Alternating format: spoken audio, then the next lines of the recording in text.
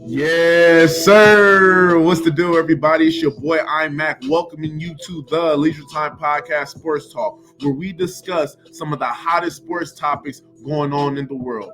Before or after you watch this video, please subscribe to the Leisure Time Podcast LLC YouTube page so you won't miss none of our content. Also, to those can't get to YouTube, please go download our audio versions or listen to our audio versions on Podbean, Apple Podcasts, and SoundCloud. Thanks. Yes, sir. What's the deal, everybody? And welcome to another episode of X's and O's powered by KookFan.com. Please subscribe to KookFan.com and also subscribe to the Leisure Time Podcast. Huge 38-7 win for our WSU Cougars over the CSU Rams. A kind of a revenge game for us. That was a part of that 2013 team. We played them in the New Mexico Bowl, and they beat us late, right? And we had to all look ourselves in the mirror. A little joke for everybody that was on that team, right? But I'm so happy that we ended up winning this game, right? And we're continuing that trajectory going up, right? We beat up on Idaho. We beat up on Wisconsin. We beat up CSU. We're 3-0, and clap it up for that staff, clap it up for that team. They're playing with a lot of spirit. So let me start with the offensive side of the ball. A tale of two halves. Let's be honest. It's a tale of two halves, right?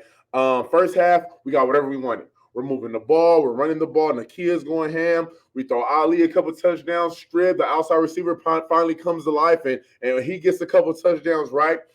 Cam Ward played an excellent game, I felt, in the first half, right? But in the second half, right, he kind of pressed a little bit. The offense got stagnant, right? And it comes with time. I keep saying it week after week, right? It comes with time, right? This air raid is all about continuity. This air raid is all about timing and space. And the more and more these guys get reps with each other, right? It's a reps-based system. So the more times they get reps, right, the more fluid and fluent that offense will be. Cam, 24 for 34, 300-yard, 4 touchdown, threw an ill-advised pick, right? Kind of just trying to be a playmaker, trying to make something happen through that pick late, right? But all in all, played a very consistent game. In the second half, I felt like the O-line play dropped a lot. First half, we're running the ball, we're getting protection, right? And in the second half, we really couldn't move it that much on that Colorado State defense, right? Kudos to them, right? But it's just something we got to get better at. It's a week after week thing with our offense, okay? I do feel like we should run the ball a little bit more. Nakia, right, had 8 carries for about I want to say he had about 70 yards on 8 carries, right? And what that tells me is get him the ball more. Nakia Watson is a great running back.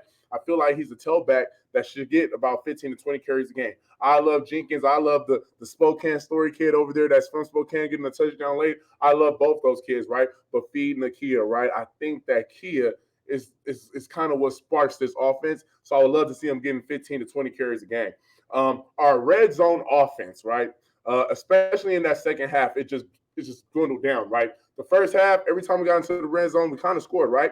And that second half, right, we wasn't scoring. And I think that comes with timing. It comes with the continuity, right? And it comes with us just getting more reps and becoming more confident within each other. My player of the game offensively, right? I kind of been bashing on the outside receivers, but you got to realize, guys, when I was there, I went in there, had a guy named Marquise Wilson. I got there, they got guys like Vince Maley, Isaiah Myers, Don Williams, right? I leave there, they got guys like Patman and Eson Winston, right?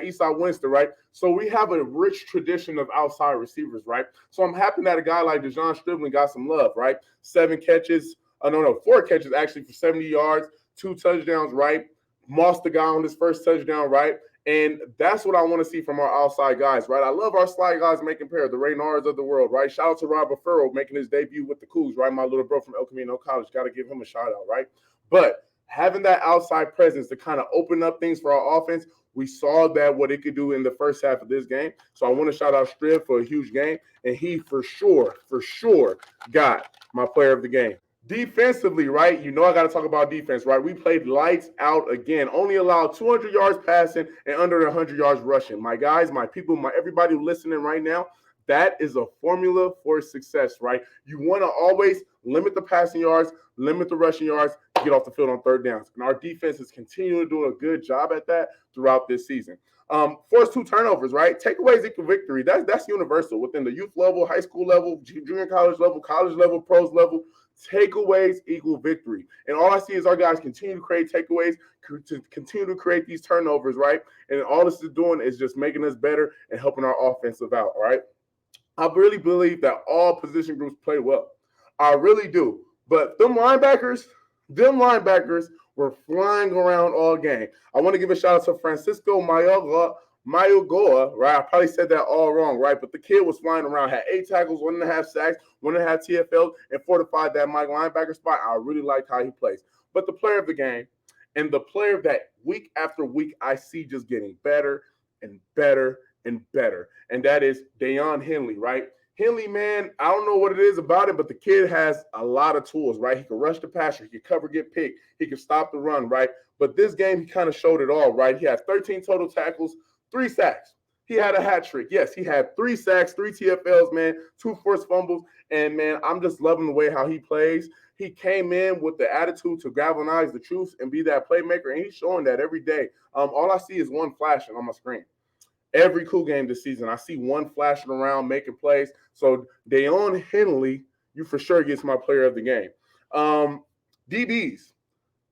I don't know what it is about this group, but they're very scrappy, right? They're a very scrappy group from the safeties to the corners. I know Coach Brown working with the corners exclusively, right? But them corners are impressing me so much, man. I love Smith Wade.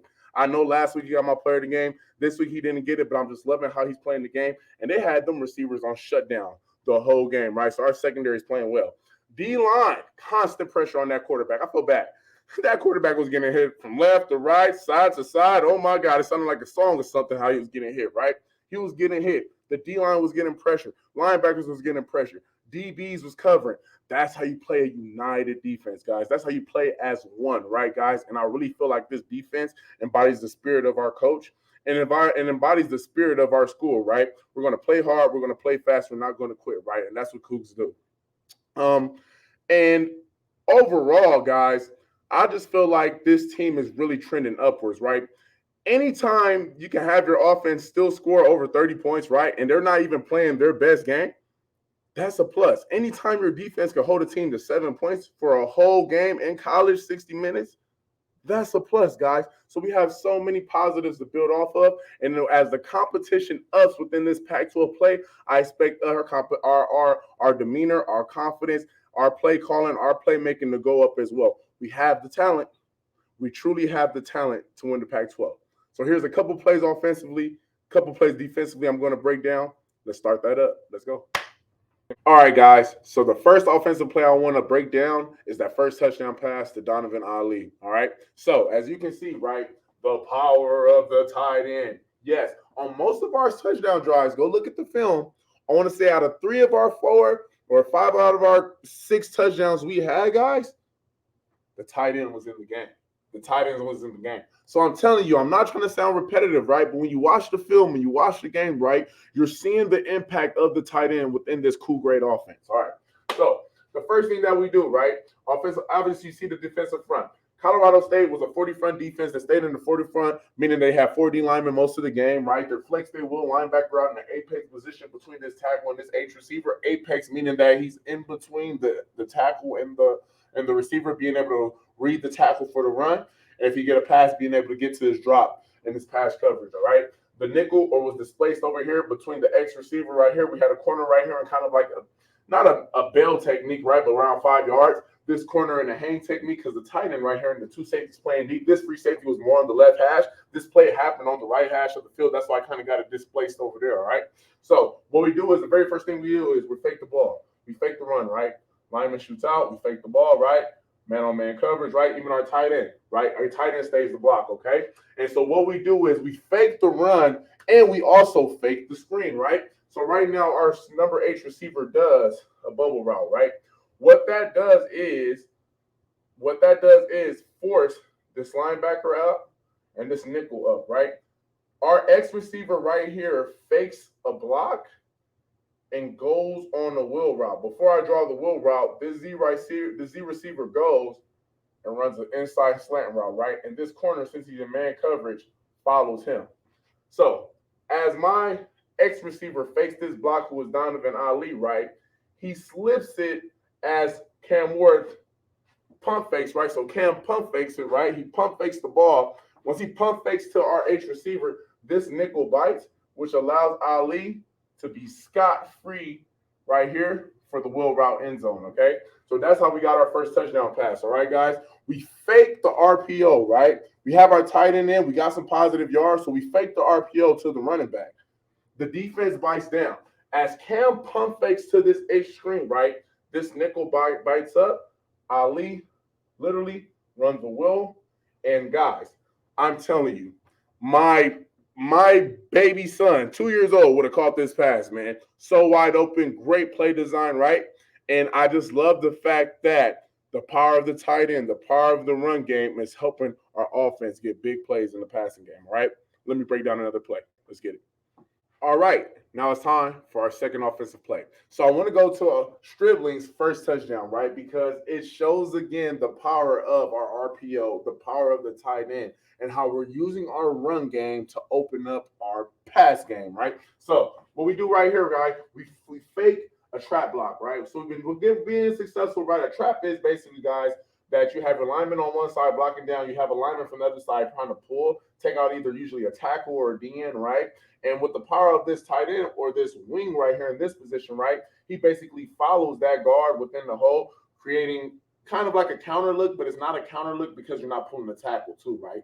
I call a counter look is when you pull a guard and a tackle. A trap look to me is kind of like when a guard pulls and all you're doing is a trap with a lead, a fullback lead, a tight end lead, right? So I'm going to draw how that looks, right? So what we did was, guys, we blocked down, right? So our tackle blocks down, our guard blocks down, our center blocks down, right? Even our right tackle kind of blocks out, right? Because they want to give us that down block illusion, right? And they got to fire off the ball because even though this is a passing play, right, it's still a run pass option, right? So you can still run the ball. So they got to fire off the ball and get on the blocks, right? Now, as this guard pulls, right, his job is to kick out these defensive end right here. So he's pulling, he's trying to kick out this defensive end. As he pulls, RY is stepping up and following him through that hole, creating another block, and our running back is pressing and bending right there, okay? So that is the run version of this RPO, right? We want to trap this in, get under him, fullback leads under that guard, running back follows that fullback to get yardage. But Cam saw a pass, so he threw the pass, all right? We have stripping right here, one-on-one coverage. Obviously, the safety bites down, the Will bites down, the Mike bites down. Everybody bites down on this run fake because we've been successful running the ball. So now we got strip one-on-one with this corner right here. One-on-one, right? The mismatch we've all been waiting for, the mismatch we've all been looking for, and the play I particularly been looking for because I know in the air raid offense, no matter if you look at Leach at Tech, Lincoln Riley at freaking Oklahoma, now USC, Cleve Kingsbury at Texas, Eric Morris at UIW, they all have dynamic outside receivers. So you need dynamic outside receivers in the air raid, right? So, quite frankly, our guard that pulled did a horrible job blocking this end because as Cam threw the ball, this end was in his face. And Cam throws an absolute dime, guys. I mean, this is why you go out in the transfer portal and get a kid like that. DN in his face, doesn't flinch, steps in his throw, throws it at a fade route, right on the money, Stribling Moss the kid, touchdown, and it got to be the most impressive touchdown I've seen the kid throw all year. Cam is amazing, and this is why you go to the transfer portal to get a kid like that. So in that play, we fake the ball, right? The power of the tight end. Then we suck up all these people right here defensively within the box. This safety cannot get over the top to help this corner. So this corner is in no man's land. He's on the island, right? And I trust Stribling 9 out of 10 over any DB in this nation. The kid has that kind of talent. So when we fake this pass, Cam throws a dime, right? Boom. And now we're finally unlocking this outside receiver. The air raid is all about timing. The air raid is all about continuity. And the more Cam plays with his guys, the more the O-line builds a bond, right? The greater this offense comes. The 50-point explosion is coming. I see it already. When I watch the film, I watch the game, the 50-point explosion is coming. I can't wait to see what this offense do next week, right? And let's continue to chop wood offensively. Let's get to the defensive side of the ball. All right, let's get to the defensive side of the ball, right? So usually our defense doesn't bring a lot of pressure, guys. We're a 40-front defense. We lock up in coverage. We make throws come in front of us. We rally to the football. We play fast, and that's what I love to see. But every now and then, you got to check whoop butt or whoop ASS, as I like to say, right? And got to send some pressure, right? And I think our defense this week did a good job sending pressure and dialing pressure, right? And a couple blitzes Henley did, right, that led to sacks that I really appreciate, right? The first one, this right here is a cover one blitz, right? So this is a cover one blitz. So cover one means that it's man coverage, right? And you only have one help defender, right? Usually helping high. This one help defender could be a robber, or he can be a deep help defender as well, right? And the reason why we're running cover one, right, is because we're sending some pressure, okay? Like I said, our defense usually doesn't send a lot of 5-6 man pressures, right? But I love to see it this week, right? Because as we go on and play tougher competition within the pack, we're going to have to send more than 4, and we're going to have to be able to lock up on the back end behind that, all right? So as you can see, I got my 8s up, right? My 8s up on my corner, my 8 on the nickel, my 8 on the corner. All that signifies is man coverage, guys. So my nickels are man coverage on this slot. My corners are manned up on the outside receivers, okay? So right now, we're giving an illusion, right? We have our end, our will, our tackle, our nose, our mic, our end. We're giving an illusion right now that just our box players are going to blitz, right? Colorado State does a nice job moving their running back and their wide receiver in the backfield to create a 7-man protection, right? A 70s protection, okay? So they can help the quarterback throw the ball. All right. So what we do is unique, right? First thing we do, what I love about this is we spike this into the B gap, right? With us spiking this into the B gap, right, it automatically allows this tackle to stop his feet. Then once we spike him, we also creep our safety and blitz him on the outside. With us blitzing him on the outside, this forces this running back to pick him up in man coverage, okay? I mean, on one-on-one blocking, all right? So, and as this end goes down right here, right, he chases down. When our will loops outside of this end for the free rush, he ultimately gets the sack because of what the end and strong safety did. They basically set a pick for our will to get the sack, all right? Our tackles shoot the A-gap. Our nose shoot the A-gap. Our mic give off the illusion that he's blitzing, right? But in reality, he's just manned up on this Y right here. They're in man coverage. So I'm going to draw a little 8 right there because the mic is in man coverage with the tight end right there, right? Our end off the edge. Our free safety looks like he's going to man up this Y, but on the snap of the ball, he goes deep because he's helping on the deep thirds. He's helping the nickel per se with probably a post route or a dig route or something of that nature. Because honestly, the hardest cover is the slot receivers, especially for the nickel backers, all right? So as this play develops, right, our end crashed down, our safety blitz outside. Now we got Henley running scot-free, right, to get the quarterback sack, right, to get the quarterback sack. And I just love showing this defensively, right? It gives the offense something else to prepare for. They can't just go into the week thinking that, oh, Washington State is a 40-man defense. They're only going to rush 4. Yeah, they're showing the A-gas, but they're not going to send them, right? This shows teams that, hey, we got some guys that can blitz. We got some guys that can cover. And we don't mind sending 5, 6, 7 blitzers to get after your butt. You know what I'm saying? So now let's get to the next play where Henley does another awesome effort. All right? Now let's finish up with one more defensive play, guys. So this next defensive play, right, it shows us in another kind of blitz formation, right? We got our defense in a 40 front, right? But what we do is we add that will linebacker over the center, giving us kind of a bear element, right? A bear element meaning that you usually have a 0 technique over the center, right? You have 2-3 techniques that's outside shoulder of the guards, and then you have 2, 5, or 7 techniques that's outside of the tackle, right?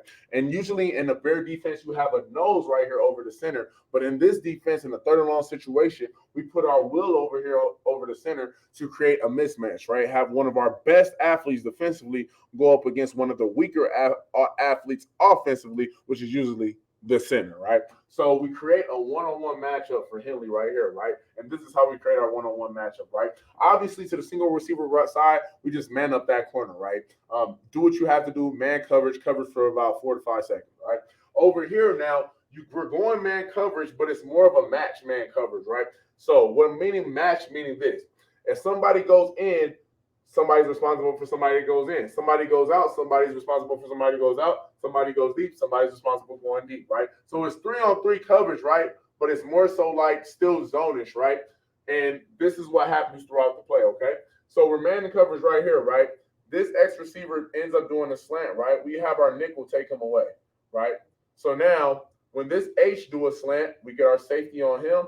And when this Y breaks out and do an out, our corner hops on there, right? So now we eliminate this side of the field, right? We eliminate this side of the field. And always we still got that free safety help, right? Because this is another cover 1 blitz. Cover 1 meaning, right, we're blitzing and only 1 free player, okay?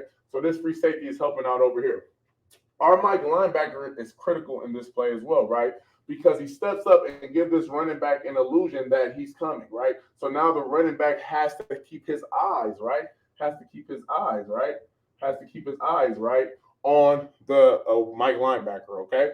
So what we do with our end and our tackles, right? We do something called a B game, right? Or a tech stunt, meaning that our noses are going to fly up these V gaps right here, right? And our ends, right? Our ends are going to take two and wrap around, right? So it's like a tech stunt, guys. Or I call it a tech stunts, right? Right? Tackles first, ends second, right? And what that do is it occupies the guards and tackles. Now, all we have is now we create a one-on-one rush between our best athlete and their worst athlete, right? So now, all Henley does is, guys, he hits him with a bull mud rush, a rip move, right? Bends it, and ends up getting a forced fumble on this play, right? I love the fact that Henley used his hands, right? Was able to use his hands, right? Kind of bull the center, work it, use his speed, run the hoop, shoot his arms out to get that sack, right? Very impressive play for that young man, okay? And I'm telling you guys, the more and more we show five-man fronts, six-man fronts, pressure fronts, right? The more the other team was going to have to prepare for it, and the more dynamic our defense become, okay? All in all, great win for the Cougs, right? Second half, defensive kept chopping wood. We gave up a touchdown, right? But we kept chopping wood. Offensively, the first half was perfect. Not a lot of errors, right? But we left a lot of plays out there in the second half, and just knowing Coach Morris and just knowing that staff in general, they're going to do better, all right, guys? So that's another episode of X's and O's. I am so happy that y'all tuning in, right? Each week we're going to keep bringing this content to you, right? Please subscribe to the Leisure Time Podcast for more content, for more updates, right? Please go subscribe to CougFan.com for all things Cougs. I truly appreciate it. Cannot wait to see y'all next week. Go Cougs. Let's get it. Let's ride.